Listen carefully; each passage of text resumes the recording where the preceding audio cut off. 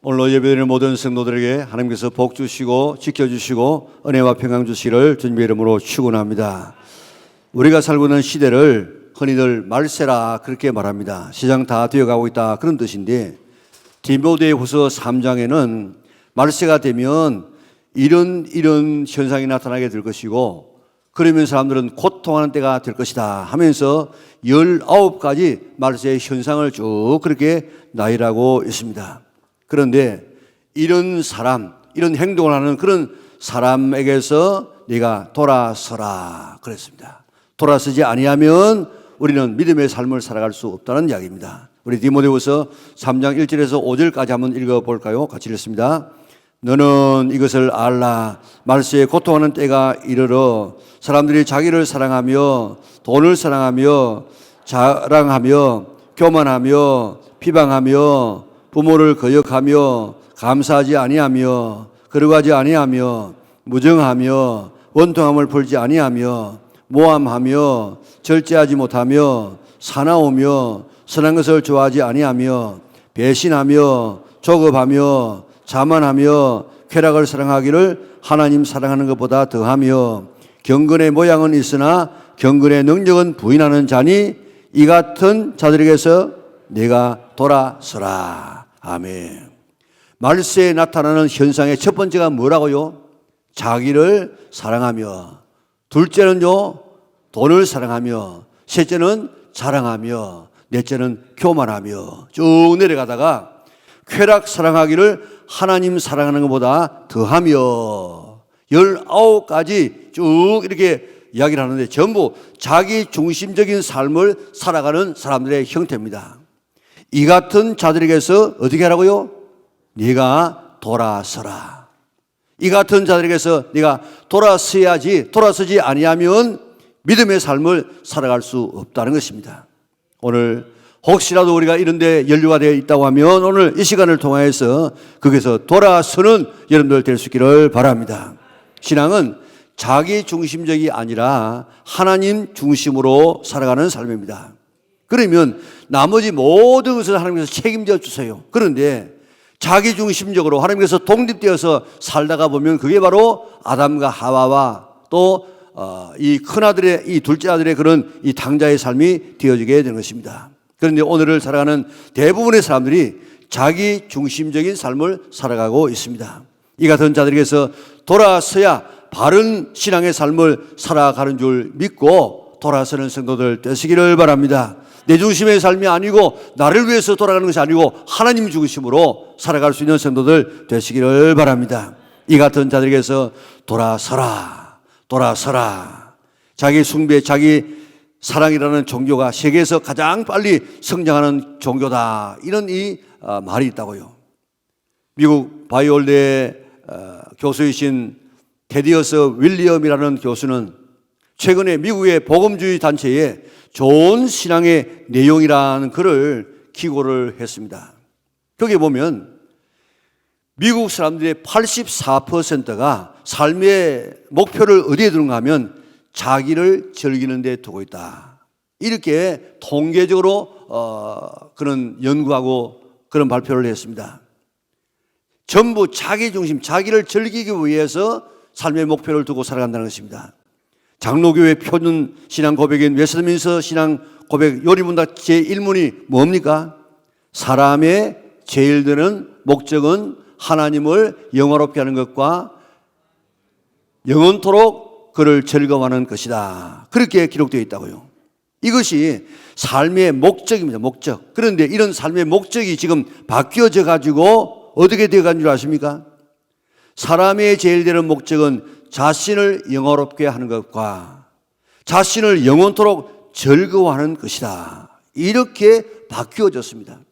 하나님을 즐거워하고 하나님을 기쁘게 하는 것이 아니고 내 자신의 즐거움을 위해서 살아가는 이런 세상이 되어졌다는 것을 이렇게 고집고 있습니다. 그러면서 윌리엄 교수는 10계명을 대체할 6계명도 등장했다. 그렇게 비꼬았습니다. 그가 말하는 새로운 6계명은 뭐냐?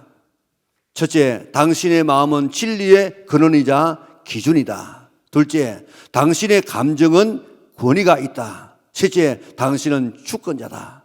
넷째, 당신은 위대하다. 다섯째, 당신은 최고선이다. 여섯 번째, 당신은 창조주다. 이게 누가 지은 죄입니까? 아담과 하와가 지은 죄입니다. 자기 숭배야말로 하나님에 대한 반역입니다. 반역. 여기서 벗어나야 합니다. 여기서 돌아서야만 제대로 신앙이 되는 줄 믿으시기를 바랍니다. 하나님을 공경하고 다른 사람을 존경하면서 살아야 사는 것이 인간의 본질입니다. 그런데 점점 세상은 자기 중심적, 자기 쾌락적인 삶으로 빠져들고 있습니다. 그래서 자기 몸이 기쁨을 주지 아니하면 움직이지 않으려고 하는 세상에 살고 있습니다. 사람들은 몸의 기쁨을 향해서 질주하고 있습니다. 그런데 성경은 분명히 말하기를 너희가 육신대로 살면, 육신의 쾌락대로 살면 반드시 어떻게 된다고요? 죽을 것이로되 그랬습니다. 오늘 자기의 육신의 정욕과 기쁨을 위해서 살게 되면 반드시 죽는다고 했는데 그러면서라도 우리들은 그 길을 지금 걸어가고 있습니다. 스캇 맥라이라고 하는 교수는 사람이 자기 몸을 어떻게 사용하고 있는가 조사를 해보았더니 네 가지로 분류될 수 있다는 것입니다. 첫째는 몸에 지나치게 신경을 쓰는 사람인데 몸을 가꾸고 치장하는데 힘쓰는 사람들입니다. 몸에 좋다고 하면, 외모에 좋다고 하면 무엇이든지 하는 사람, 이런 사람을 나르시스트라 그렇게 말하고 있습니다. 둘째는 몸을 즐거움의 도구로 사용하는 사람이 있습니다. 먹고 마시고 육체적인 쾌락과 또한 이 미식과 맛있는 데라고 하면, 즐거움이 있는 데라고 하면 지구 끝까지라도 가서 그것을 체험하는 이런 사람을 우리는 쾌락주의자들이라 그렇게 말하고 있습니다. 셋째는 몸을 다스려야 할 악의 소굴로 생각하는 사람들입니다. 옛날 수도원에 수도하던 사람들입니다. 몸에서 죄가 나온다고 생각해서 죄의 생각이 나오면 금식하고 자학을 하는 금욕주의자들입니다.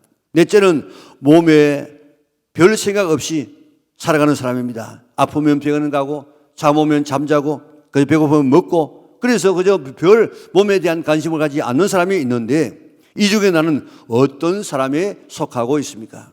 그런데 하나님은 뭐라고 말씀합니까? 이 중에 넷 중에 하나에 속하라고 이야기하고 있습니까? 아닙니다. 성경은 뭐라고 말씀하고 있습니까? 우리 로마서 12장 1절 2절을 같이 읽겠습니다. 그러므로 형제들아 내가 하나님의 모든 자비하심으로 너희를 권하노니 너희 몸을 하나님이 기뻐하시는 거룩한 산 제물로 드리라. 이는 너희가 드릴 영적 예배니라. 너희는 이 세대를 본받지 말고 오직 마음을 새롭게 함으로 변화를 받아 하나님의 선하시고 기뻐하시고 온전하신 뜻이 무엇인지 분별하도록 하라. 아멘. 우리의 몸을 어떻게 하라고 했습니까? 하나님이 기뻐하시는 거룩한 산 제물로 드리라. 너희 몸을 하나님께 드리라고 말씀하고 있습니다.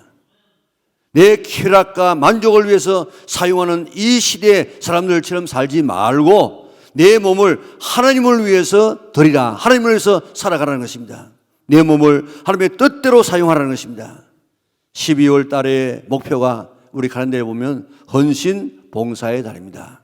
그게 좀 한자로 어렵지만은 그러나 그 밑에 다 이렇게 해석을 해놓았기 때문에 한번 자세히 한번 보시기 바랍니다.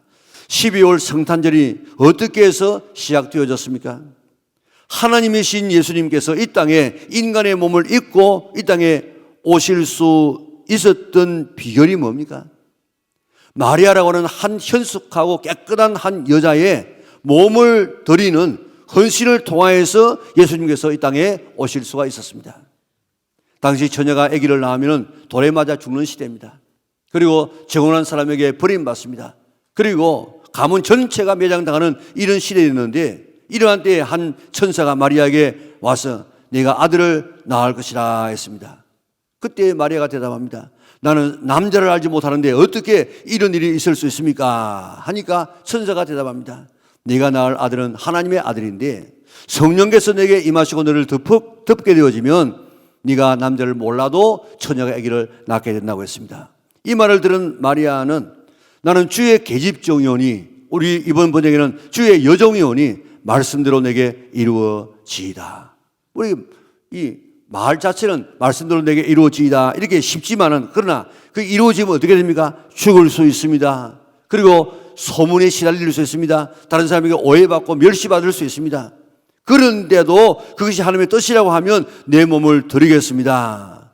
내게 죽음이 와도, 내게 수치가 와도, 내게 오해와 온갖 모욕이 오더라도 그것이 하나님의 뜻이라고 하면 이 몸을 드리겠습니다 하고 그의 몸을 드리셨습니다. 하나님께서 그 몸을 통하여서 이 세상에 오시게 되어졌습니다. 인류 구원의 문이 활짝 열리게 되어졌습니다.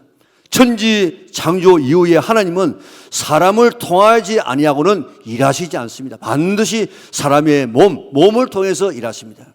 하나님은 우리의 몸을 통해서 일하시기 때문에 내 몸을 하나님 앞에 드리라.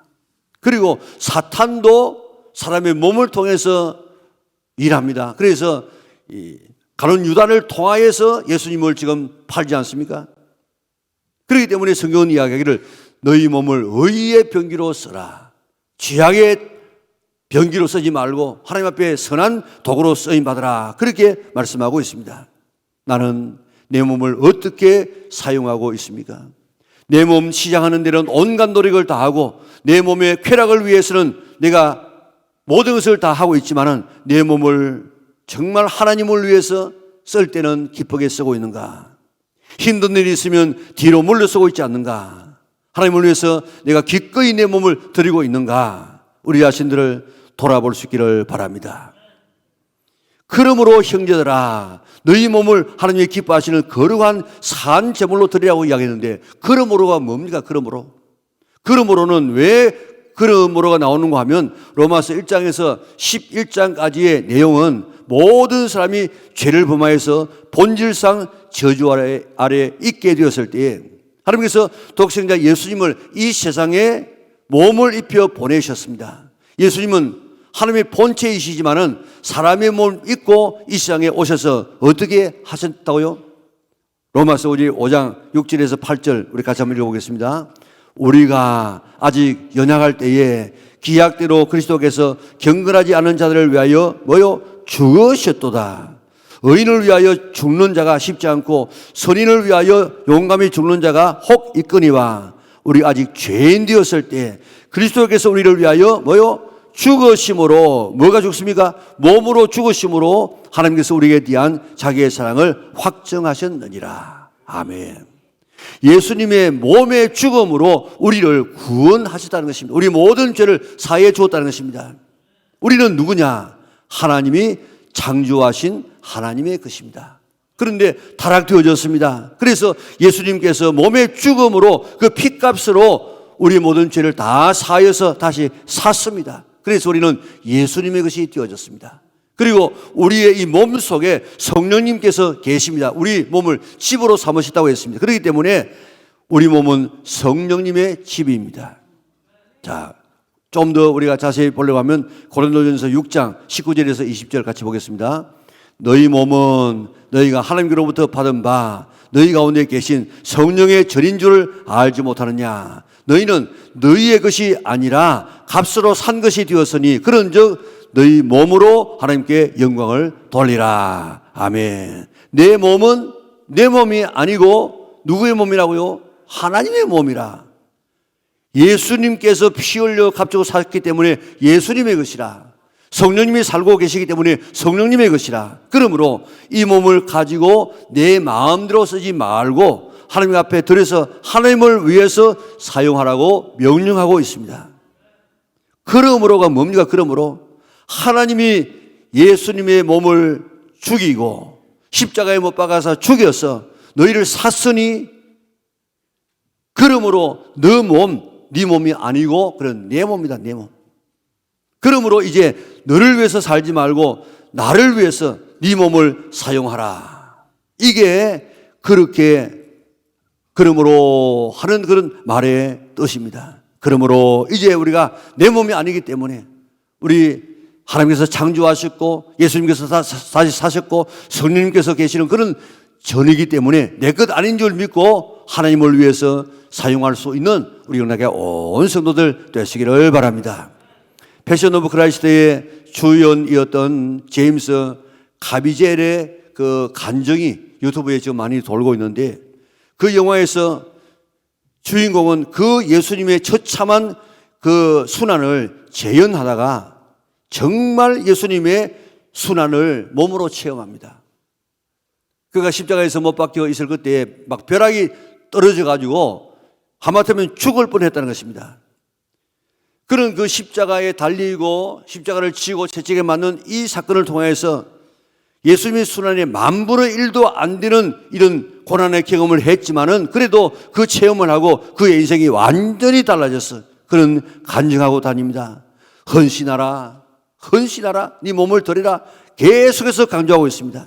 그러므로 예수님의 몸의 죽음으로 피 흘림으로 우리 죄가 사함받아서 죽음과 사탄과 지옥의 저주에서 해방되었다는 것이 정말 믿어진다고 하면 너희 몸은 너희의 것이 아니기 때문에 너희 몸을 하나님께서 기뻐하시는 거룩한 산 제물로 드리라, 그렇게 명령하고 있습니다.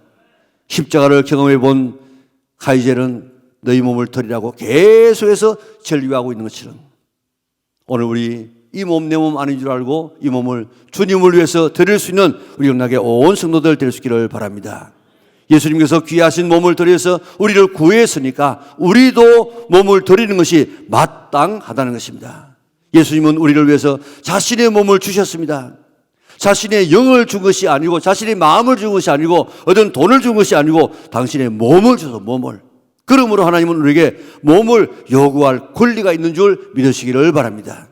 그런데 이 몸으로 무엇 하라고 했습니까? 너희 몸을 거룩한 산 제물로 드리라. 이는 너희가 드릴 영적 예배니라. 우리의 몸을 어디에 사용하라고요? 예배 드리는데 사용하라는 것입니다. 이 몸으로 예배 드릴 예배. 몸으로 해야 될 가장 중요한 것이 바로 예배입니다. 예배. 예배는 우리의 삶의 구심점이고 기준입니다. 기준. 이거 흔들리면 안 돼요. 다른 데는 다 실패하더라도 예배만은 성공하면 다른 데도 다 성공할 수 있는 줄 믿으시기를 바랍니다. 아무리 성공해도 예배에 실패하게 되어지면 모든 인생은 다 실패하도록 되어 있습니다. 명절에 되어서 자녀들이 부모님을 찾아 인사를 합니다. 세배합니다. 그게 우리가 드리는 지금 예배예요. 예배. 그런데 자녀가 용돈이나 선물을 보내고 오지 아니하고 여행이나 간다고 하면 부모의 마음은 기쁘지 않습니다. 용돈이 아니라 선물이 아니라 부모는 자식의 얼굴을 보고 그를 만져보는 것, 이게 부모의 기쁨입니다. 성경에도 절기가 되어지면 네 얼굴을 보여라, 몸을 보여라. 만약에 보이지 아니하는 사람은 이스라엘 가운데서 제해버리겠다고 이야기했습니다. 구원받은 사람의 몸을 사용해야 될 첫 번째 장소는 예배 드리는데 사용해야 될 줄 믿으시기를 바랍니다. 코로나 때문에 비대면 예배라는 말이 생겨졌습니다. 예배는 사실 대면의 대면, 얼굴을 보면서 몸을 보여주면서 드려야 되는 것이 예배입니다. 집에서도 대면 예배 드리면 되지 않느냐 할 수 있지만은 성경은 몸으로 교회에 와서 성전에 와서 너 얼굴을 보이면서 하나님 앞에 예배 드리라, 그렇게 말하고 있습니다. 이제 코로나 무서워하지 말고 몸으로 성전에서 예배 드리는 성도들 될 수 있기를 바랍니다. 주일 오후에도 수요일 예배도 몸으로 드려요. 몸으로. 마음이 아니고 몸으로. 옛날에는 주일 낮 예배와 주일 저녁 예배가 거의 숫자가 비슷했습니다. 그게 정상이었습니다. 그런데 지금 얼마나 지금 차이가 납니까? 낮에는 나오는데 저녁에 안 오는 사람이 대부분 아닙니까? 몸으로 예배를 드려야 됩니다. 그리고 거룩한 산 제물로 드리라고 이야기했습니다. 우리의 몸을 제물 삼으라는 것입니다. 제물의 특징이 뭡니까? 죽어야 됩니다. 죽어야 제물이 되지 산 것은 제물이 안 되죠. 피를 뽑습니다. 가죽을 벗깁니다. 각을 떱니다. 그리고 내장도 다 내어서 씻습니다. 그리고 태워서 바치는 이것이 바로 제물입니다. 하나님 앞에 드려지는 제물은 죽어야 됩니다. 죽어야.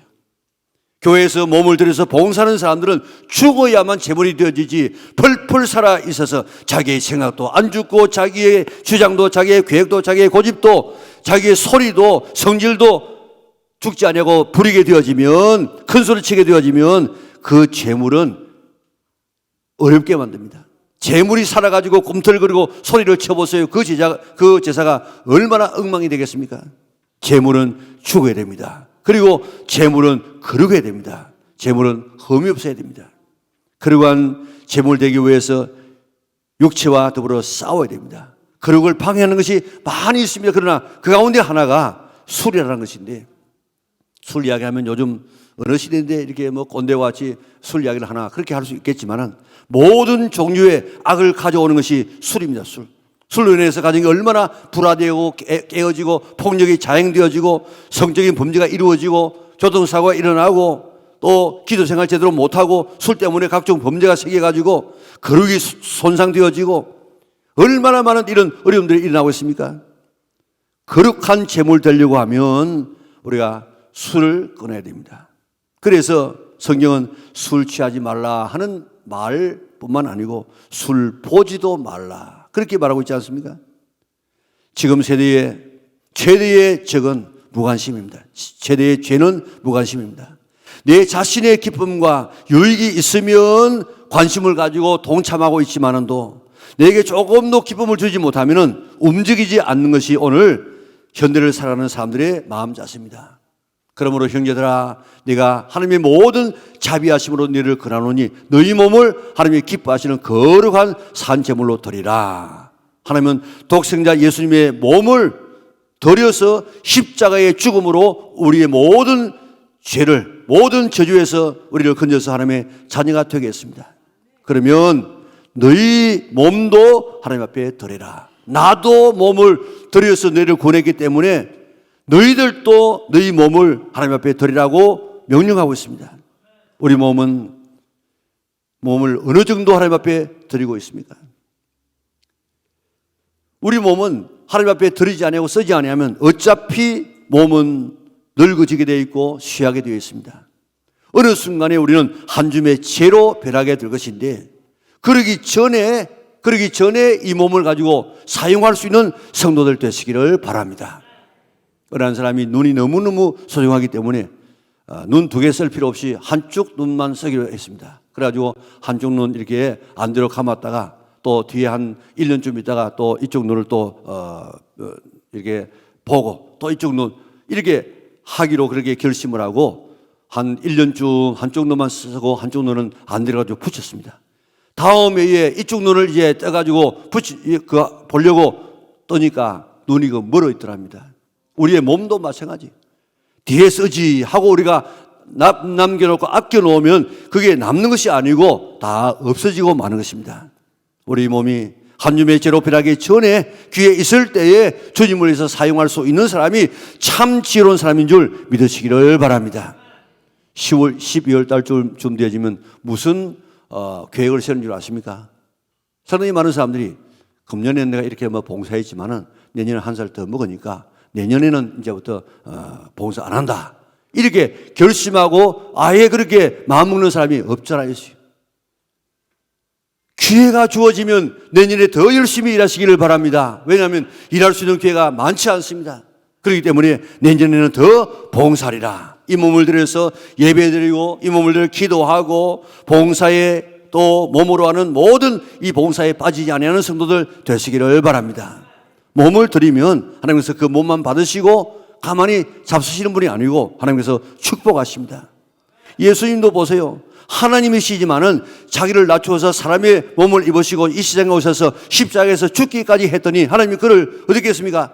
지극히 높여서 모든 이름 위에 뛰어난 이름을 주시고 하늘에 있는 자들과 땅에 있는 자들과 땅 안에 있는 모든 자로 하여금 무릎을 예수님에게 꿇게 하시고 모든 입으로 예수님을 주라 신하에서 하나님 앞에 영광을 돌리게 하셨더라.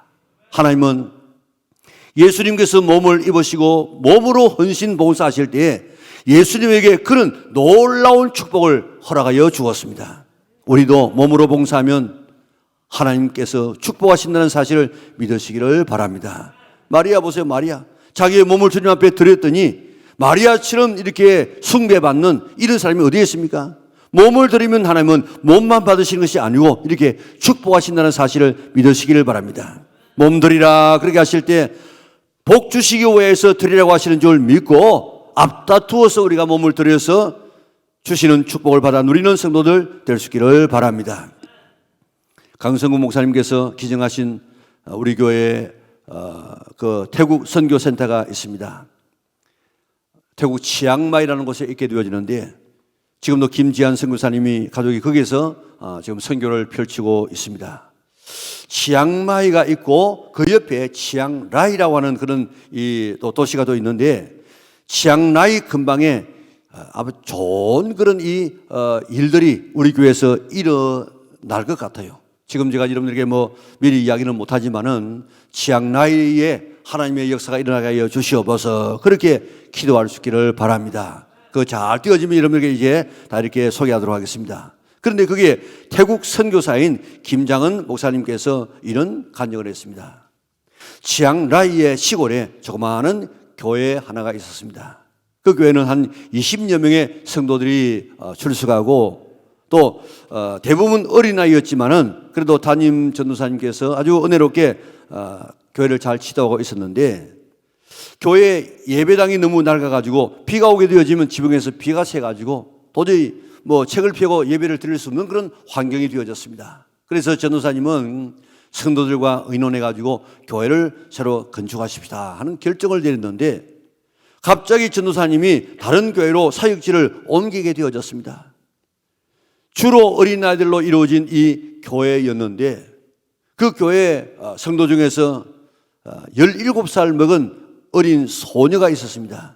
17살이지만 그보다 더 작은 이런 애들을 가르치는 교회 교사였습니다.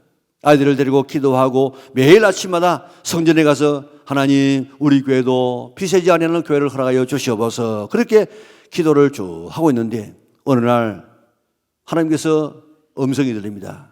내가 하라 하는 이런 음성이 들립니다. 처음에는 그거 무시고 지나갔는데 기도할 때마다 내가 하라, 내가 지어라 하는 이런 음성이 들려왔습니다. 그 소녀는 하나님처럼 할 수 없는 것 하나님이 잘 아시지 않습니까? 나이가 많습니까? 돈이 많습니까? 배운 것이 많습니까? 힘이 있습니까? 아무것도 없는데 제가 어떻게 하나님의 이 교회를 내가 짓습니까? 하고 하나님 앞에 막 대들었어요. 그런 어느 날 신문을 우연히 보는데 눈을 삽니다 하는 그런 광고가 났어요. 처음에는 그저 흘러 지나갔는데 성령께서 깨닫게 해주었습니다. 그 광고를 자세히 보니까 어느 안과 병원에서 눈을 산다는 광고였습니다. 그때 이 소녀의 마음에 내 눈 팔아서 성전 지어라 하는 이런 깨달음이 왔어요.